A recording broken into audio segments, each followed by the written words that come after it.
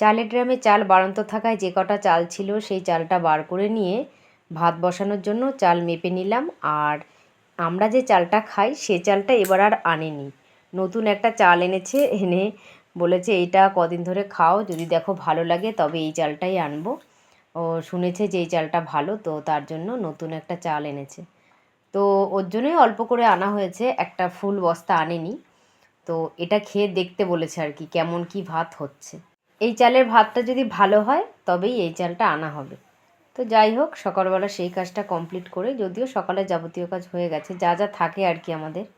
আর গরম কিন্তু প্রচণ্ড পড়ে গেছে, একবারে সিঁদুর গলে গলে পড়ছে। স্নান করে নিয়েছি, স্নান বলতে সকালবেলা ওই গায়ে জল ঢেলে একটু গাটা ধোয়াই হয়। আর এদিকে ওরা কিন্তু এখনও ঘুমোচ্ছে, এখন প্রায় 10টা মতো বেজে গেছে। আমি আর ডাকিনি, ভাবলাম ফ্যানটা একটু আমার দিকে ঘুরিয়ে নিই, তারপরে বসে বসে আমি একটু চাটা খাই। ফ্যানের হাওয়া না পেলে যদি ওরা উঠে যায় তো উঠবে, কিন্তু এখনও উঠছে না। আমি কিন্তু ডাকিনি। আমি চাটা খেয়ে এই যে ফ্রিজে ছিল ভেন্ডি আর ছিল বরবটি, তো ভাবছি আজকে বরবটি বাটা করব আর ভেন্ডি সর্ষেটা করে নেব। আজকে রোববার, রোববারে হাটে গেল আর ফ্রিজে কিছু বরবটি ছিল। তা নিজেই বলছে, একদিন বরবটি বাটা করে খাইয়েছিলাম, নিজেই বলছে বরবটি বাটা করো। তো বরবটি বাটা করব আর এই ভেন্ডিটা একটু সর্ষে বাটা দিয়ে করব। তারপর দেখি হাট দিয়ে কি আনবে। সোনাইও চলে গেল বাড়িতে, ও হাটে যাওয়ার পথে সোনাইকে নামিয়ে দিয়ে তারপরে হাটে চলে যাবে। তাহলে রান্না করতে হবে আমার, আর বড়মশাইয়েরই রান্না করব। আর এই যে কালো জিরে, শুকনো লঙ্কা, রসুন আর বরবটিটাকে আগে ভাপিয়ে নিয়েছিলাম, তো এটাকে বাটলেই বরবটি বাটা হয়ে যাবে।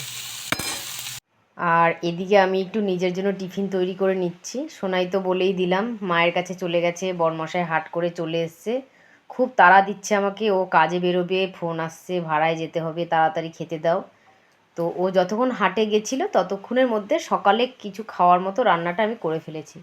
আর ও সকালবেলা ভাত ছাড়া কিছুই খায় না, মানে ব্রাশ করে ওকে ভাতটাই খেতে হবে। বরবটি বাটাটা কিন্তু অসাধারণ হয়েছিল খেতে। তো ওকে খাবারটা দিয়ে এসে তারপরে আমি আবার খাবারটা নিয়ে যাচ্ছি আর কি, ওর পাশে বসেই খাবো। তো আমারটা নিয়ে আসতেই ওর খাওয়া প্রায় হয়েই গেছে, ওই দেখো। তো বাটা দিয়ে খেয়ে নিয়েছে, লাস্টে ওই ভেন্ডিটা দিয়ে খেয়ে ওই যে দেবনাথবাবু বেরিয়ে গেল কাজে। আর আমি এদিকে ঘরের টুকটাক রান্নাগুলো, সবজি গোছানো, এই কাজগুলোই করব। আলু খাওয়া হয় না সেরকম, আমি আর পাপাই আলু খাই না, না খাওয়ারই মতো। আর সোনাই আলু খায়, আর বড়মশাই। আর এই যে একটু লাউ ছিল আগের, আর এই 4টে মূলো আর 2টো আম। আর এই লঙ্কাটা হচ্ছে আগের হাটের এই লঙ্কা, আর এই লঙ্কা এগুলো আগের লঙ্কা ছিল। আর এই যে আবার লঙ্কা নিয়ে চলে এসছে, বললাম বলে এই লঙ্কাটা ভালো ছিল তাই আনলাম। যাই হোক, লঙ্কা এখন অনেকগুলো হয়ে গেছে। আর এটা প্রথমে ভেবেছিলাম আমি পেঁপে, তারপরে দেখি না, এটা ক্যাপসিকাম। তো অনেক দিন পেঁপে আনা হয়নি, তো পেঁপে এনেছে, বেশ ভালোই হয়েছে। মাছ এনেছে, মাছের তরকারি করব, মেয়েরা তো নেই, মাংস আনতে বারণ করলাম। পাট শাক এখন আর করবো না, ওই ভেন্ডিটা করেছি আর ওই যে বরবটি বাটা, আর শুধু এখন মাছের ঝোল করব। তো কোনো একটা সবজি দিয়েই ঝোল করব তাই ভাবছি। পাট শাকটা এই প্যাকেটের মধ্যে ভরে রাখলাম। আর এই দুটোতে আছে লঙ্কা, এটা আজকের লঙ্কা রেখেছি, আর আগের লঙ্কাগুলো এতেই আছে। মেয়েদের টিফিন বক্স এগুলো, আর টিফিন দিই না বলে এগুলো রাখি, বেশ ভালোই থাকে। আর আজ অনেক দিন পর ঘি করলা এনেছে, আমার খুব ভালো লাগে ঘি করলা। তো 4টেই এনেছে, এখন মনে হয় অনেকটা দাম। তো সবজি গোছানো হয়ে গেছে সব। আর আজকে রান্না করব এই যে ঝিঙে দিয়ে এই কাঁচা লঙ্কাগুলো বেটে দেবো যেগুলো শুকিয়ে গেছে, আর এই 2টো আলু দেবো, এটা দিয়ে মাছের ঝোলটা হবে। আর কি মাছ এনেছে দেখি, বলেছিলাম পিস মাছই আনতে, তো এই যে 4 পিস মাছ আছে।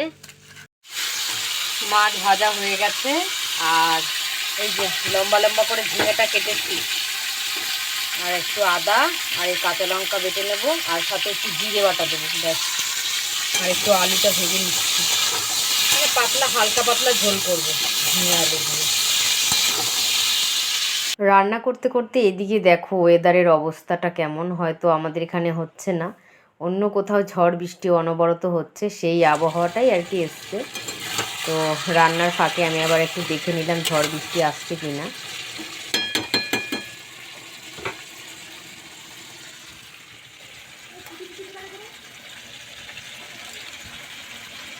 ঘেমে ঝোল হয়ে গেছে একদম, এমনিতেই গরম, তার উপরে এই যে সামনে একটা জ্বলছে লাইট। হ্যাঁ, লাইট ছাড়া রান্না করাই যায় না, পুরো ঘুরছি অন্ধকার। এখানে একটা জানলা আছে কিন্তু অল্প অল্প হাওয়া আসে। আর এই দেখো পুরো স্নান করে গেছে।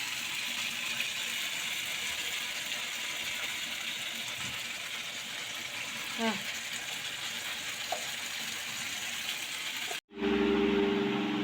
মাছের ঝোল হচ্ছে, হোক ওইদিকে। আমি একটু এবার শুয়ে পরে একটা কাজ করতে হবে, সেটা হচ্ছে কালকের ভিডিওটা ইউটিউবে দেওয়া হয়নি এখনো, তো থাম্বনেল বানাবো, বানিয়ে ইউটিউবে পোস্ট করব। আর আজকের ভিডিওটা এডিট করা হয়ে গেছে, ভয়েসও দেওয়া হয়ে গেছে। এক্ষুনি একটা ভিডিও আপলোড করব ফেসবুকে, আর ইউটিউবে থাম্বনেল বানিয়ে ইউটিউবে আপলোড করব। চলো রান্না মাছের ঝোলটা হতে হতে শুয়ে শুয়ে এই কাজ দুটো করে নিই। খুব খিদে পেয়ে গেছে, এখন কিন্তু বাজে 3:30। ওই যে দেখতে পেলে আমি শুয়ে পড়লাম, মাঝে ঝোল তরকারিটা নামিয়ে এসেই কিন্তু ঘর মুছিনি, কিছুই করিনি, স্নান পুজো কিচ্ছু হয়নি। কি করে যেন ঘুমিয়ে গেলাম। আসলে ওয়েদারটা ঠান্ডা হয়ে আসছে তো চোখটা লেগে গেছে আর ঘুমিয়ে পড়েছি। কিন্তু ঘুম থেকে উঠে খুব খিদে পেয়ে গেছে, তো ভাবলাম দূর আগে খেয়েই নিই, তারপরে পরে সব করব।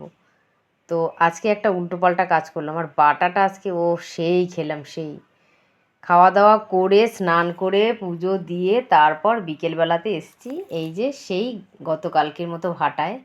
সাথে বান্ধবীরাও আছে, ওদেরকে নিয়ে এসছি। দেখো কেমন মেঘগুলো দৌড়ে বেড়াচ্ছে। তো ঝপ করে বৃষ্টি নামাতে দৌড়ে আমরা বাড়ি চলে এসেছিলাম।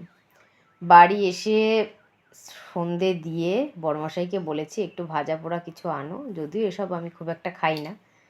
তো কেন জানি না আজকে খুব ইচ্ছা করলো বেগুনি দিয়ে মুড়ি দিয়ে খেতে। তো ও আবার গেল বেগুনি আর চপ নিয়ে আসলো।